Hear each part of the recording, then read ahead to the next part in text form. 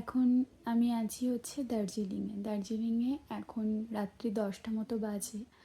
Temperature প্রায় 10 থেকে 12 degree. আর প্রচণ্ড বৃষ্টি হচ্ছে, মানে বাইরে রীতিমতো মেঘ ডাকছে, বিদ্যুৎ চমকাচ্ছে।